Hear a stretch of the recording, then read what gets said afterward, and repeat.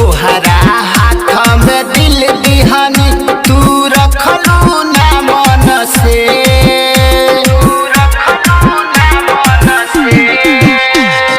तोहरा हाथ में दिल दिहनी तू रखलू ना मन से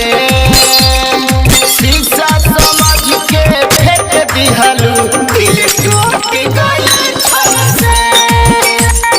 शीशा समझ के फेंक दिहलू दिल टूट गइल छल से दिल के दर्द न बुझलू